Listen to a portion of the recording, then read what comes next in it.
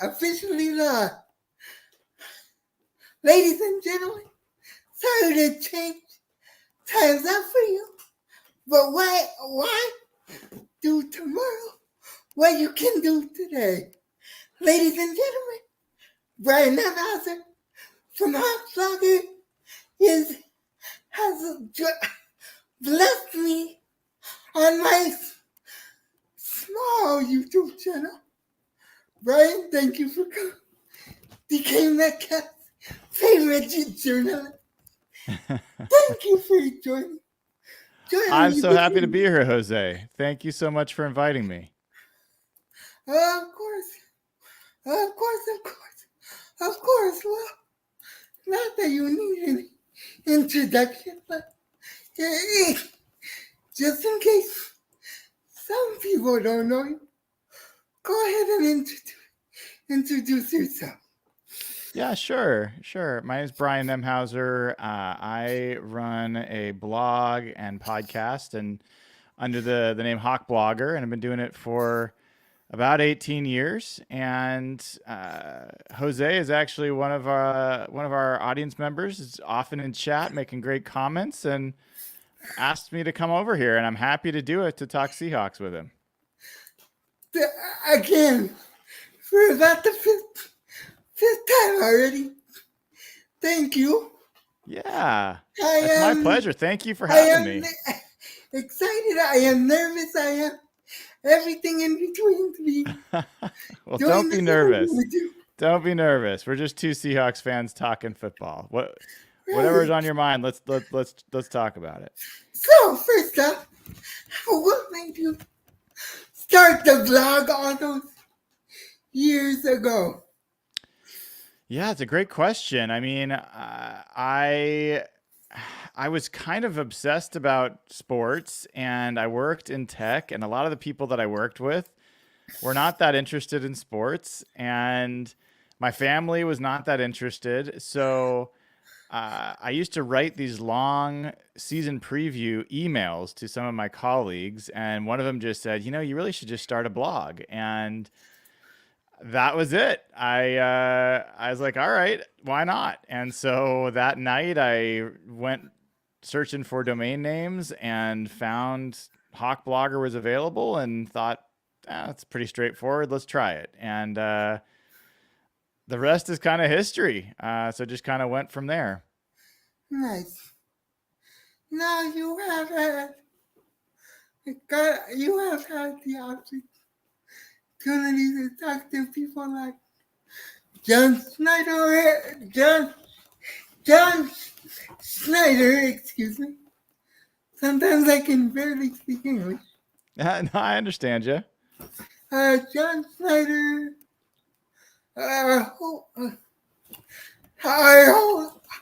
It seems like our entire draft class this year, you've had Bobby Wagner, Mina Kimes, and so many others on your channel. I'm not going to ask you for a favorite, but how blessed do you feel when these people decide to come onto your channel? Yeah, it's another good question. I feel incredibly fortunate. We're kind of lucky that there's so many great people that are interested in the Seahawks, and so Mina's she's a longtime Seahawks fan. Danny Kelly's been a longtime Seahawks fan. And, folks like Kenny Mayne, who I know you remember the show when he came on, he lives in the area. And then there's just also been people that are so much more generous with their time than I would have expected. Mike Garofalo came on early on, Bobby coming on, Golden Tate, a bunch of the people that, they don't have to do it, but they do. And, I always try to pay it forward because a lot of people have done me the kindness of coming onto my show. So, I'm always happy to try to do that for others as well. You even had a former Seahawks quarterback, Russell Wilson, in your chat for all the 5 seconds. What? If I recall correctly. That may be true. That sounds vaguely familiar. We've had we've had Yeah, Walter that's the Jones, comment. and You yeah, got the we've had comment in the chat. I was there for that. And then we were all wondering, was that the real Les? yeah, we've had some fun, and even this morning it was great. Mike Jarrell's dad joined as a member for the Yes, channel, and that was pretty I fun. was just watching that while I was trying to join and become a member. I'll do that as soon as I'm done with this interview. So I will become a member as well. So look out for that. You'll I have will be looking out. another member. Well, that would be great. We have a bunch of people, joining, and I think it's a really friendly community, and people treat each other really well. And that's kind of the big rule: is just everyone's got to show some kindness and be supportive, and not be a 49ers fan. Those are the main rules. 13 people watching. Please like and subscribe if you're new. If you're not, please hit the like button and make sure you're subbed up to Hawk Flabber. If you're not already, make sure you subscribe to his channel. Now, one of my favorite moments of all time on your channel happened last season after the game against the Pittsburgh Steelers. And I know, I think you know what I'm talking about, I do. but for people who don't, it involved the paper bag. It involved the paper bag. Yeah. That's all I say. Yeah. That's Well, all I say. I don't remember if I wore a paper bag for that one or not. I do remember that I went on a pretty big rant after that game because I was so upset about the way the Seahawks played. And I think I even said it's not worth a paper bag to me because the paper bag is kind of tongue in cheek. It's kind of funny. Maybe the paper bag was the Niner game. It might have been. I think the paper bag, the first time I did that was after they lost to the Giants with Colt McCoy as quarterback a couple years ago. That's right. And yeah, I mean, after that Steelers game, though, I don't know if I've ever been more frustrated with the direction of the team than after that game. And honestly, neither have I. After that game, yeah, I made a whole video on my phone that did not save. Yeah, I love you, Pete, but your time is up. You gotta go. yeah. It never worked, but yes. Maybe he listened. Maybe he saw it. Maybe that pushed him over the edge. Yes, Josh Cashman, the paper bag is iconic. You are absolutely correct. Another iconic person who is part of your channel is Evan Food Takes. Jason Myers loving him. God give me strength. Just God give me strength. Especially with some of his tweets about the Julian Love extension when the contract numbers came out. If you had seen that tweet and saw my response, you would be laughing. Yeah, Evan does have some interesting perspectives about a lot of things, and his take on Jason Myers maybe is his most troublesome of everything that he is. I'm fine. Go ahead. Yeah. So he certainly loves Jason Myers. I think most of it is actually genuine, but there's part of it that Evan likes a good bit. Evan likes stoking the fires, and he's very good at it. He's much better at it than I am. And so I just enjoy talking to him about it. And of course, we can't forget Mr. Running Back Don't Matter, Nathan Ernst. Yes. Cannot forget Nathan Ernst. What's your take on Nathan Ernst, Jose? I think Nathan is a great guy with a bad take when it comes to running backs, but that's just my opinion. Like I always say, I'm just a guy, in a wheelchair. What do I know? Hey, I mean, you could be a guy in any chair and have a totally valid opinion. So I think that you're right.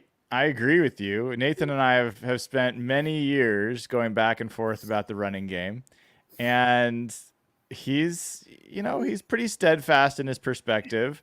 But we did get him to acknowledge at some point that a good running game is better than a bad running game. Yes, we And did.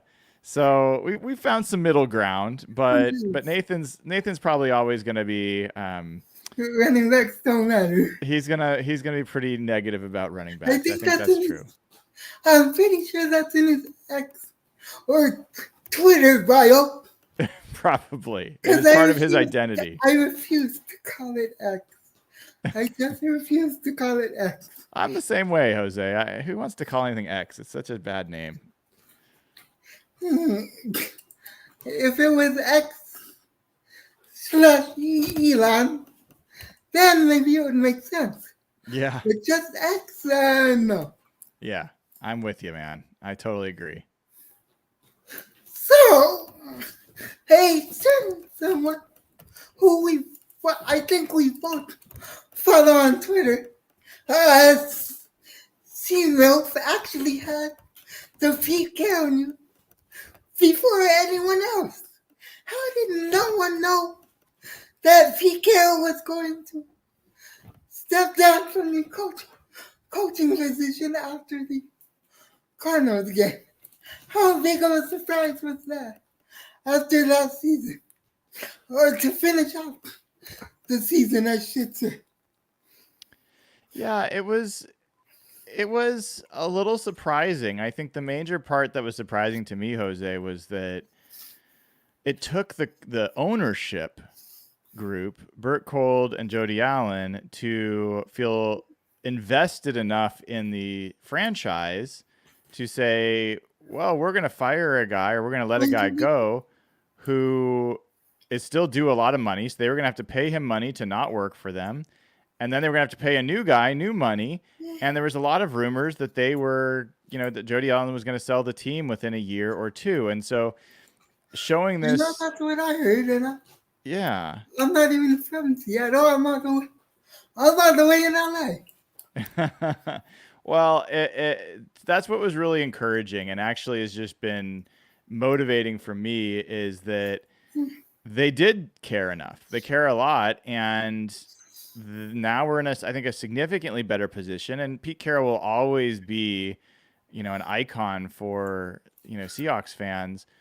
But Pete Carroll couldn't be a fresh start, and the team really needed a fresh start. And I think Mike McDonald and the staff he's brought in are doing a fantastic job so far. Absolutely. Pete Carroll is my favorite coach of our time. Hmm. He is the reason I'm a Seahawks fan, or just a football fan in general. Well, that's cool. One of my uncles graduated from USC, and in 2002, he came into the house and said, "Why are you watching college football? We actually have a good team with a great coach." And he turned the game on for me. And Pete Carroll was the coach, and the day before he had his introductory press conference in Seattle, I met him at a book signing. I asked him if I could come up for a game that year. He brought me up to a game every year up until the pandemic year. That's a really cool story. I think Pete Carroll is one of the things that's great about Pete is I think people not just appreciate who he was as a coach, but they appreciate who he was as a person. I think he treated people really well. I think he motivated people. He saw the best in people. and he brought a different style of coaching to football where he really tried to emphasize the positive and emphasize what people could be and not focus on just being kind of a military, hard nose with everything. And I think that was great. I also think it fit the Northwest really well. And so yeah, he's a really cool figure, and I think very beloved. Yeah. Now, with that being said, what feel do you get from Coach Mike McDonald? What feel do I get? Well, I think Coach McDonald is a lot more reserved and I think cautious, especially, with the media. But I think he's also a very good guy. Like that comes through. He's not a jerk. He is very intense. He's has a very clear idea of what he wants to do as a coach, and he has a very clear idea of the level of performance that he wants to get out of his team. And he's not someone that's going to lower the bar just to be friendly. He is going to, raise the bar. Even if they hit it, he's going to find ways to get them to do a little bit more and a little bit more. I think he's got great attention to detail, and it'll take a little time for it all to coalesce. But I, I, I think he's. I've asked him all sorts of questions, non-football related, and Right. he's able to answer those and show kind of his personality and smile. And um, I think especially once the games start for real, and hopefully, fingers crossed, they start winning. Um, I think I think people are going to be. I think he's going to be a hot commodity, and I think we're going to feel people are going to feel very fortunate that he is in Seattle for the next 10 years, 7 years, whatever. He signed a very long contract. So he's John Harbaugh with a better attitude. Well, I think John Harbaugh I actually mean, is. I He's not mean Jim Jim. Harbaugh. Yeah. Yeah, maybe a little bit. Yeah, he is a little bit of a combination of those two guys, but I would definitely say that he's his own man. I don't think he is, clearly Jim Harbaugh. I don't think he's clearly John Harbaugh. I think he's Mike McDonald, and he's been influenced by those guys for sure, and he's learned from them. But he's not a Harbaugh. So I think at least that's how I see him so far. Okay. Okay. Okay. Well, I know you can't say what you've seen in the practice because just because you can. But talk about some of the standout players who have popped out for you in this year's first season as a journalist for the Seahawks. First, let's talk about that. How did you get a press credential? And I say that with all due respect. Oh yeah, no, I understand it. I mean, I think it's a cumulative, effect of spending 18 years doing this and building some credibility and having putting a lot of content out there that was maybe, people within the building, within the VMAC had read and watched the shows and believed that the level of quality was worthy of consideration for credentials. And then my recent decision this year to do this full time and Yes. to do a show every single day, 7 days a week, now Talk about that if 140 you have. a 142 days in a row. I think that's Talk about that if you have time. yeah, sure. I mean, I've made the switch over from tech to doing covering the Seahawks full time, and have been doing Hawk Blogger mornings 142 days in a row, 7 days a week. And I plan to continue that streak as long as I can, humanly make it happen.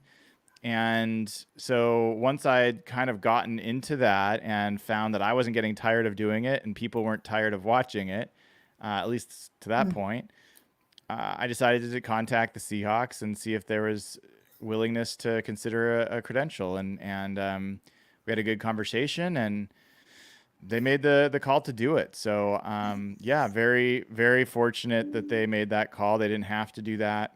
It is very uncommon for someone who does not have a established media brand behind them, like ESPN or Seattle Times or Tacoma News Tribune or anything like that, to get a credential, especially for the NFL. So yeah, I'm very fortunate and very grateful that I've had the opportunity that I've got. Right, and we are grateful that you took the chance because you are one of my first go-tos when I get up every morning, every afternoon. I have to check what Brian has to say on Huckleberry morning or if the fact just ended. I have to check in where you have to report. I'm always there, and I think you see me in the chat.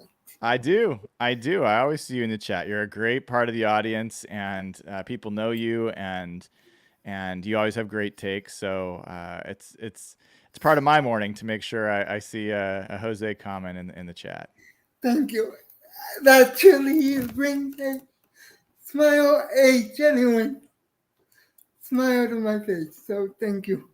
Yeah, yeah. Thank you. I appreciate it. So, what players have stood out for you during? Oh, that's right. Yeah, players. I mean, the honest answer is it's gonna be kind of boring for some folks, but I'd be lying if I didn't say it was true. DK Metcalf has been by far the most standout player. He just he, he loves me. he loves you, huh? You. He looks like a different player. He I loves just you. he loves He me. loves your No, question. he's not a huge fan of me right now, but that's okay. I'm a big fan of his, and him and Geno Smith have been fantastic. Reek Woolen has been fantastic. Byron Murphy has been fantastic. Devin Witherspoon's played well. So JSN has been great. Kenneth Walker today was just amazing. He just looks so explosive. So there's a lot of the guys that are, Mike Holmgren used to say to have a great season, your best players have to have their career years. And I think there's a chance that we're going to see some career years this year from multiple players, Including DK Metcalf. Yeah. From what I'm hearing from everyone so. at training camp. Whether it's you, Mike Dugal, I hope I'm pronouncing that correctly. Yeah, you nailed it. Bob Condotta, you three are the main three I go to on X for stuff related to the Seahawks. Well, that's nice of you. I appreciate it. And then, of course, you have guys like Corbin Smith. Not saying anything bad or anything good about them, just throwing their name out there. Don't want to slander them. Don't want to get sued. Oh no, everyone does their best work out there, and right. Corbin certainly has a good audience. Now let's not just talk about your channel. Let's talk about your generosity. You've given thousands away to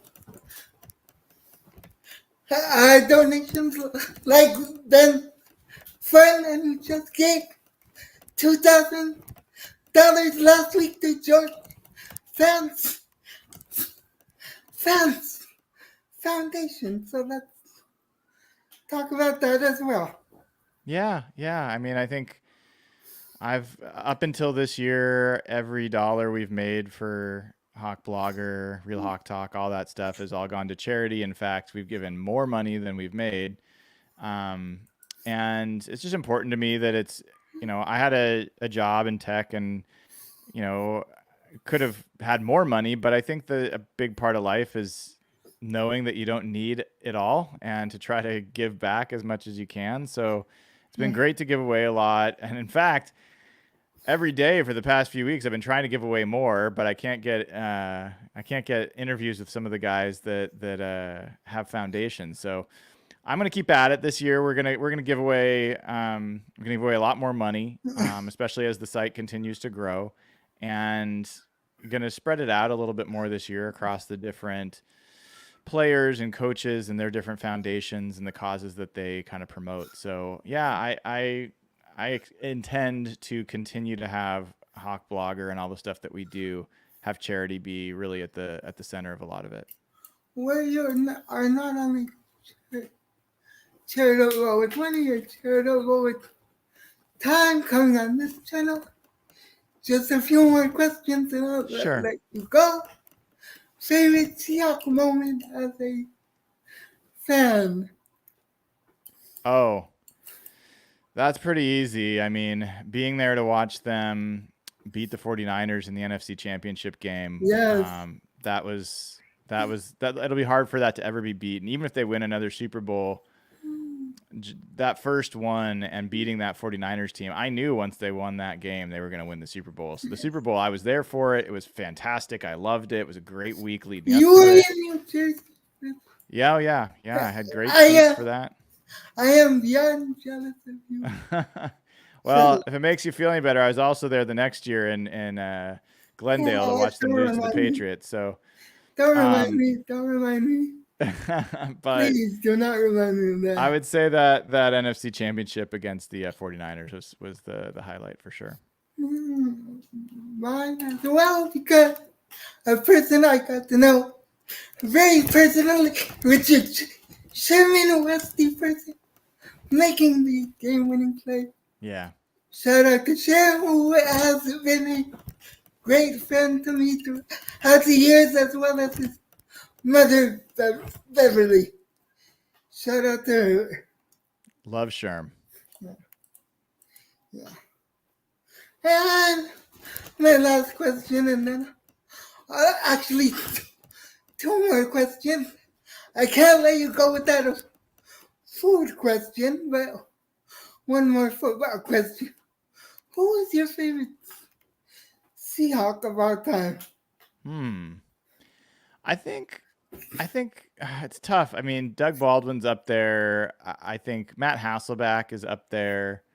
Those are the two that kind of are top for me. Hard to pick between them.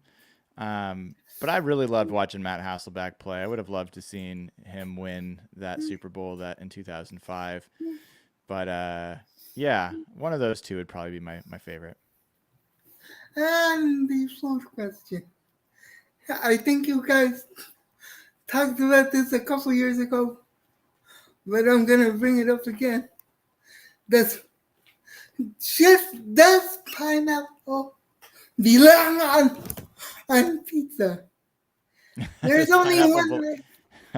There's only one right answer to this question. The pineapple belong on pizza. You know, I should have a stronger take, but I will say it does not belong on pizza. Yes, you got the right answer. Okay, good. Yes, I'm not a pineapple on pizza guy. I don't feel as strongly about it as some people, but I'm pretty much a pepperoni guy. Evan was the reason I brought that up. Blame Evan. I will blame Evan. I blame Evan about a lot of things. I'll add it to the list. Nathan, thank you for coming through the chat. You want to tell him anything about the running backs while he's here, Jose? Oh yeah, why do running backs not matter, Nathan? Why do running Don't ask him a question. Don't give him a platform, Jose. You tell him that they do matter. That's what he needs to hear. Running backs absolutely matter, Nathan. Yeah, take that, Nathan. Where would we be without Canine right now? That's right. Hey, well, Brian, any questions for me? How do you think this? What's your prediction for the Seahawks this year? How many games are they going to win? Before we got Connor Williams, I would say 10, because we got Connor Williams. That goes up 1 game, and I'm now saying 11-6. I love that. I think that's a totally solid prediction. One more question. One more question, and I apologize for the one more question, but one more question. Okay. Is it just me, or did the Ryan Grubb offense look very similar to the Mike McDaniel Miami offense on Saturday? On Yeah. Saturday at first class. I think there's definitely some similarities to it. I think they're different though, but I think there are some similarities. I think it's going to be a very powerful offense. I think it's going to have a lot more running game to it than people realize. I think it's going to have a lot of quick passing, and I think it's going to have a lot of explosive passes as well. By the looks of it, it's going to have, touch every part of the field, middle of the field, which has not been a place the Seahawks have gone a lot. I think it's going to be a bigger part of this offense. They didn't have, to be fair, they didn't have a quarterback who could see over the middle of the field. That's true. Shots fired, but I don't care. Yeah. Oh, man. Well, this has been fun, Jose. I really appreciate you having me on the show. Thank you for the time, man. And if you need a moderator on your channel, please feel free to think of me. I will. I appreciate the offer, man. Okay, have a good night. Thank you. All right. Have a great night, Jose. Take care. You too. Thanks again. That was Ryan Nemhauser, Hawk Vloggers channel. The description, sub up if you new. I'm going to try to get more guests like that on my channel, and until the next one, God first, God bless, stay safe, stay out of trouble. I will be live tomorrow and with my opinions on various sports topics, and until the next one, I'm out. Have a good rest of your night. Peace.